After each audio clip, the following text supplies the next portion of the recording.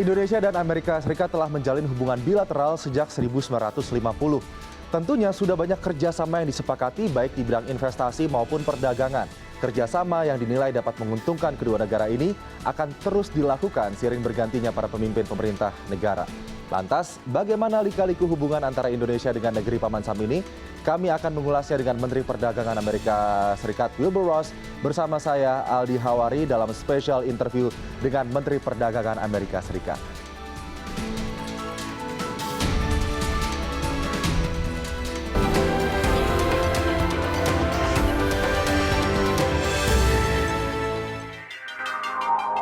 Pada 2017, Indonesia pernah digugat Amerika Serikat lantaran diduga telah melakukan perdagangan curang, di mana surplus Indonesia lebih tinggi ketimbang negeri Paman Sam.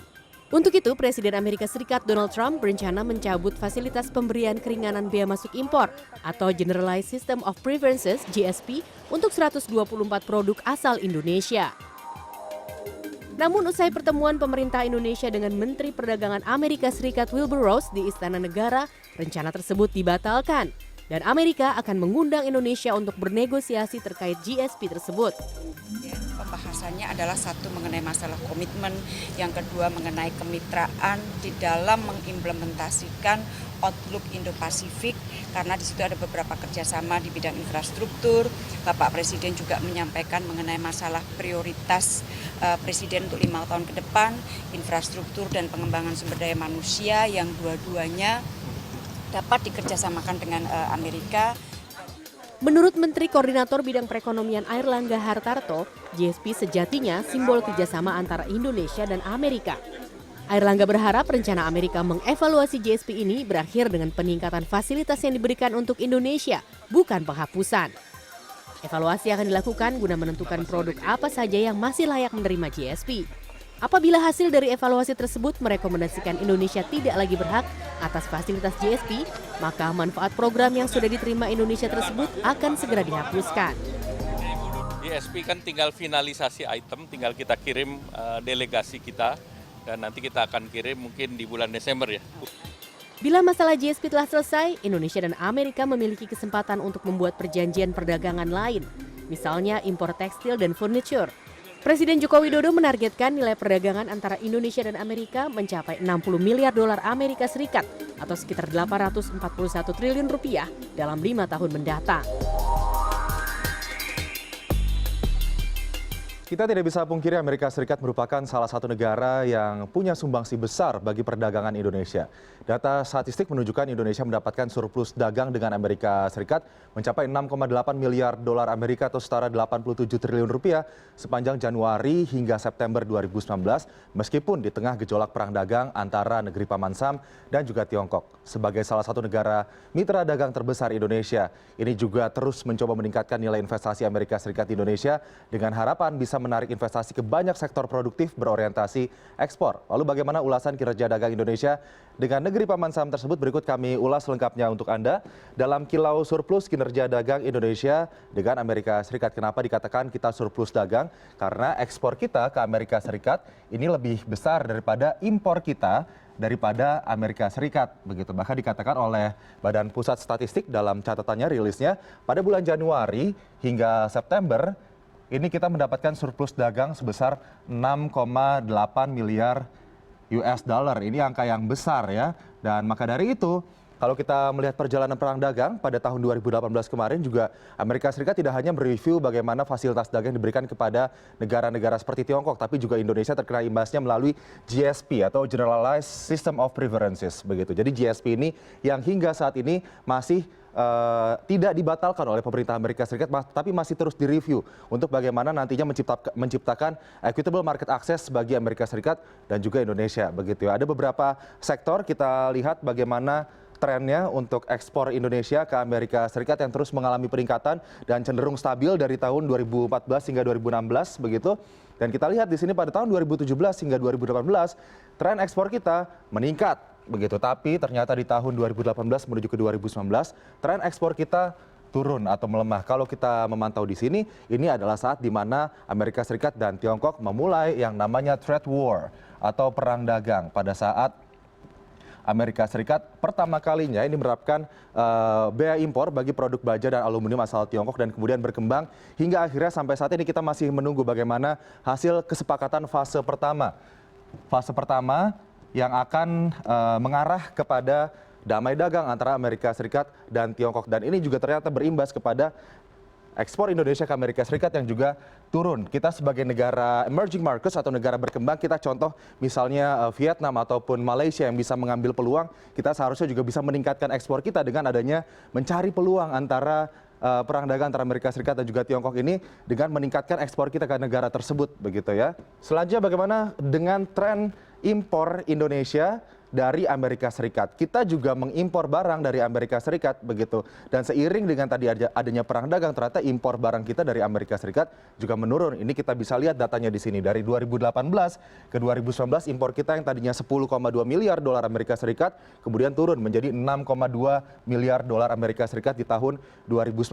Maka dari itu kemarin pada saat Menteri Perdagangan Amerika Serikat Wilbur Ross datang ke Indonesia, ini juga datang dengan beberapa perusahaan-perusahaan asal Amerika Serikat seperti misalnya Tesla, Boeing, dan juga perusahaan-perusahaan multinasional lain yang datang ke Indonesia, begitu ingin meningkatkan kerjasama antara kedua negara untuk meningkatkan bagaimana impor, begitu. Karena dengan adanya penanaman modal investasi yang datang ke Indonesia dari Amerika, negara raksasa ekonomi, pastinya ini juga akan mendorong bagaimana negara-negara lainnya untuk berinvestasi ke negara kita.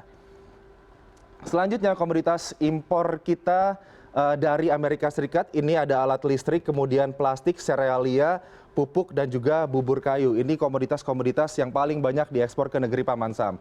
Kita juga punya data tentang tren surplus Indonesia pada Amerika Serikat. Tadi saya katakan ekspor kita dan juga impor kita ke Amerika Serikat ternyata lebih besar ekspornya, ini menyebabkan surplus. Dan kalau kita lihat datanya di sini, pada tahun 2014 kita surplus 8,36 miliar dolar Amerika Serikat. Pada tahun 2018 kita di 8,26 miliar dolar Amerika Serikat. Dan pada tahun 2019 tadi saya katakan kita ada di 6,8 miliar dolar Amerika Serikat. Angka ini tentunya turun ya daripada tahun 2018, tapi tetap surplus. Tapi memang kalau kita melihat bagaimana kinerja neraca dagang kita dengan negara-negara mitra dagang terbesar, tidak hanya Amerika Serikat, tapi juga Jepang, kemudian Tiongkok juga salah satu mitra dagang terbesar kita, termasuk juga Singapura.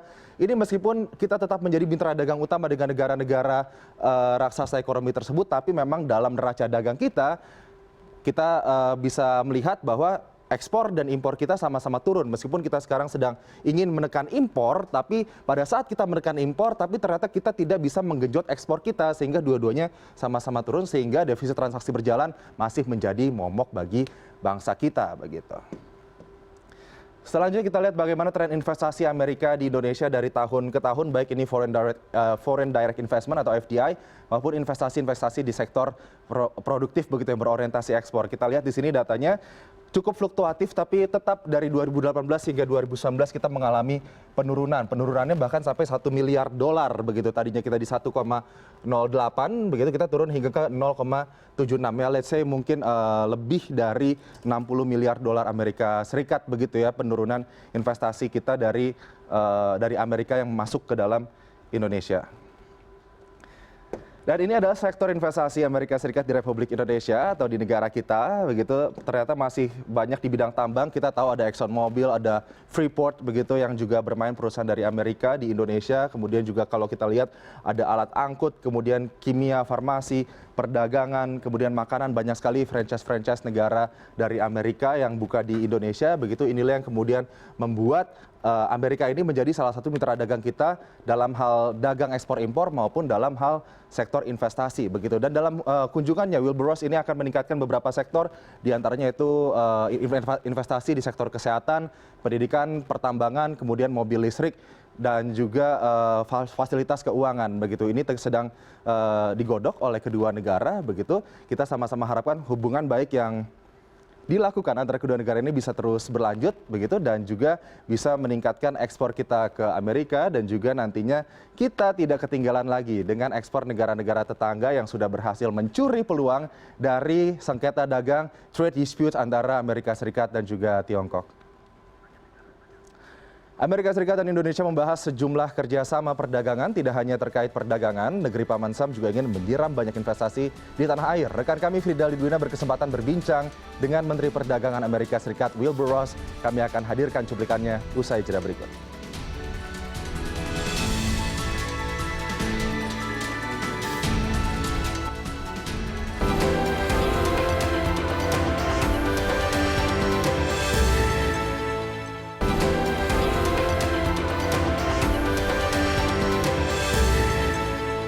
Secretary, thank you so much for your time with CNN Indonesia.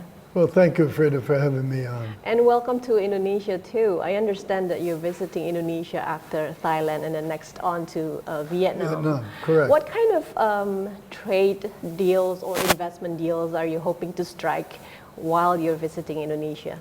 Well, it's both trade and investment. Indonesia is a huge market, both in terms of population, in terms of economic buying power.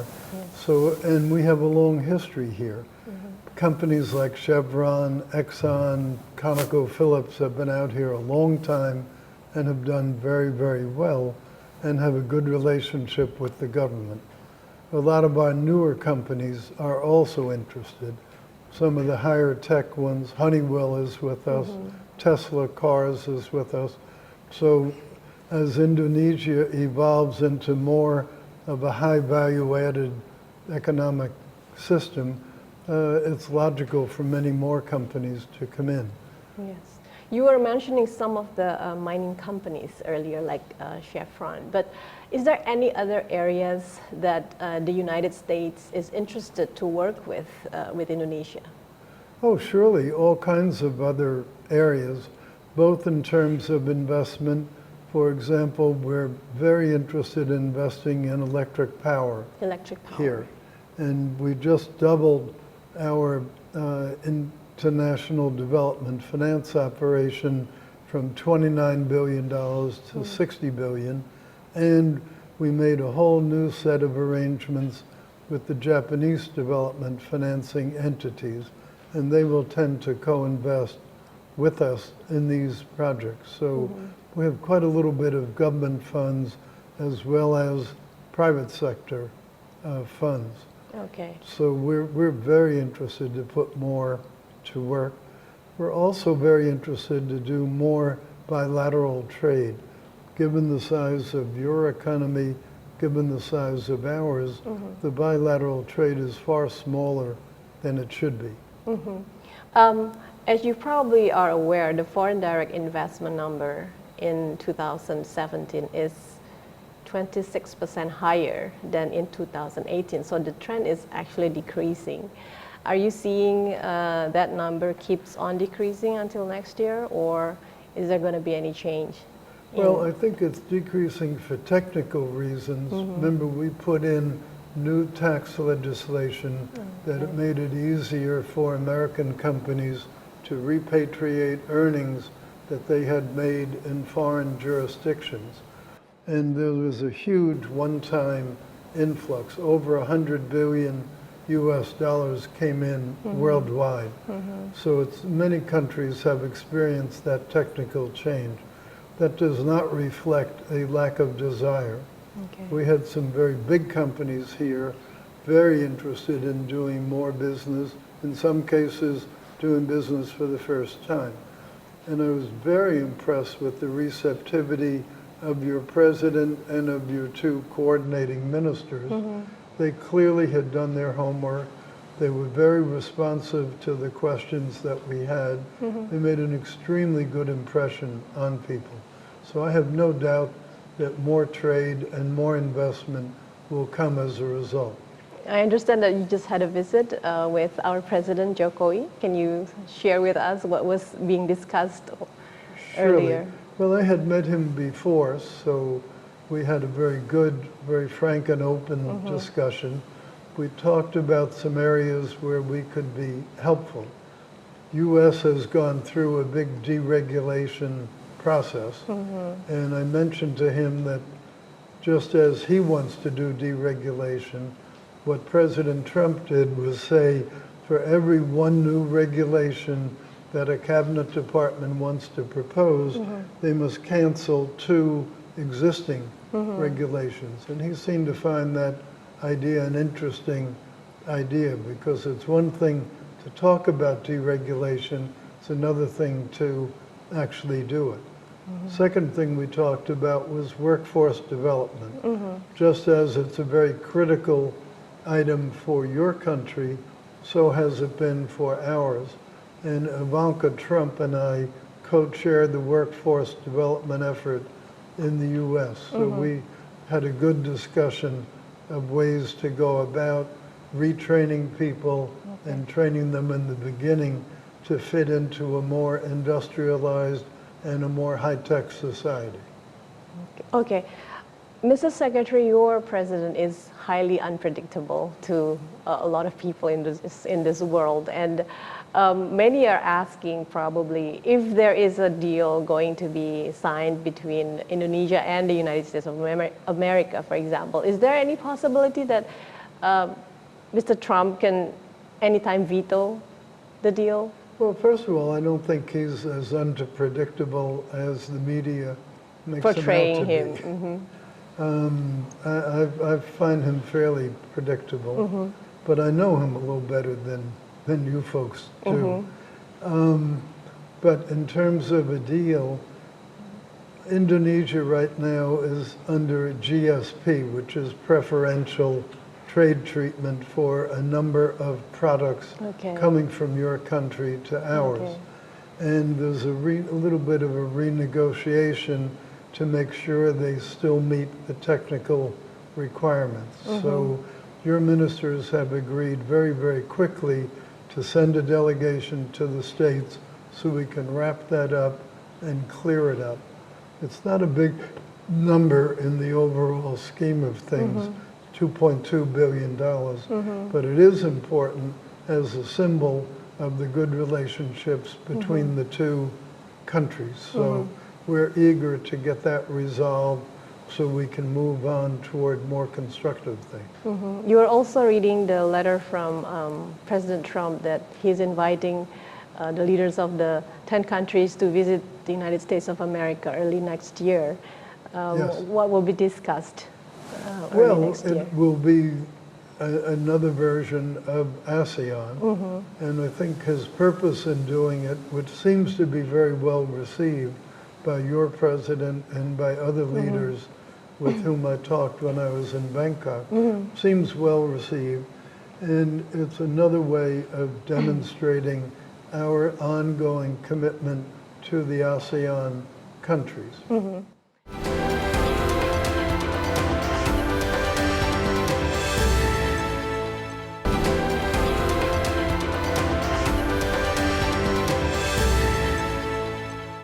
Very fluid issue in journalism, the U.S.-China quote-unquote trade war. Is it going to be an agreement being signed this month, actually? Well, I'm fairly optimistic that we will get phase 1 done. Phase 1 deals a lot with current trade issues, mainly in the agriculture sector, deals a little bit with intellectual property rights, but there's a lot more to be done in phase 2, and there may even be a phase 3. So I'm pretty optimistic that phase 1 gets completed quickly. What day it will be completed on, that's a different Can you give us question. more picture of what is going to be discussed after phase 1? Well, all the other issues. There are a lot of structural issues that we have with China about, forced technology transfers, about respect for intellectual property rights, about subsidies of state-owned enterprises, about equal market access. There are a whole lot of issues. You were a Democrat before 2016, Mr. Secretary, and you turned into a registered Republican just in 2017, if I'm not mistaken. How do you view the economic developments from your point of view as being a Democrat and now being a cabinet member? Well, if there's and a Republican. anything that both parties can agree on, it's the importance of building the economy. There may be different approaches how to do it. President Trump's approach is working. His approach was cut taxes. His approach was deregulate. His approach was to unleash the energy sector and unleash other sectors. And it's working. Our growth rate is enormous, continuing even though it's now 10 years into the recovery, long time into the recovery. But as recently as last month, there were lots of jobs created. In fact, our biggest problem is we have many more unfilled jobs than we have unemployed people. We have over 7.5 million unfilled jobs and only about 6 million unemployed people. So that's why worker training, workforce development is so critical for us. Prior administration, the problem always had been too much unemployment. So we have the reverse problem. It's a happy problem, but it's still a problem. And Ivanka Trump and I are co-chairing the workforce development activity in the United States. Okay. Well, despite all this good news, all these good developments from the States, but in other parts of the world, some countries are facing recession, economic recession, and economic slowdown. What's your comment on that? Well, first of all, a lot of that is not our fault. It's easy for a business that's having trouble to point to somebody else as having the fault. I noticed over the years. I know the black goat is the trade war between the United States and China. But it's just like I've noticed over the years, a well-run retailer does well even if there's bad weather. A poorly run retailer always says, oh, well, there was bad weather. That's why my sales didn't come through. So I think to some extent we're used as a scapegoat. But there are serious economic problems that some of the other countries have. Europe particularly has a lot of difficulties right now. And a bigger problem for them than US-China is Brexit. That's a problem for UK, it's a problem for the EU. I don't know why people don't refer to that as a partial cause of things. Okay. Last question, Mr. Secretary. Presidential election in 2020. Yes. So if President Trump is re-elected, what's going to happen, especially with the trade war? Well, first of all, I call it a trade spat, not a trade war. Okay. A trade war indicates that one person is trying to overwhelm the other. Okay. That's not what this is about. What this is about is trying to seek a better balance than had been historically true. Our government has made a lot of mistakes in its trading relationships with other countries, not the least of which was helping China get into WTO without any enforcement mechanism of any consequence in case they didn't abide by the rules. That was a big mistake. I don't blame the Chinese for that. That was an error made on our part. And so we're trying to correct some of those mistakes. It even got to the point where the US had agreed with the International Postal Union that you could send a package, a 4-kilogram package, from Beijing to Washington for 1/4 the price it took to send that same package from Washington to Boston, even though that's a much shorter distance. Well, that was silly. There was no reason for that. It gave an unfair advantage to the Chinese. So is it safe to say that if President Trump is re-elected in 2020, there will be trade deals between China and the United States? Well, we're making a trade deal right now. We're hopefully making a trade deal. And he wants to make deals. Look at what he's done in his first term. Renegotiated our biggest trade deal in history, namely with Canada and Mexico. Negotiated for the first time 2 trade deals with Japan. One mostly for agriculture, one for the digital economy.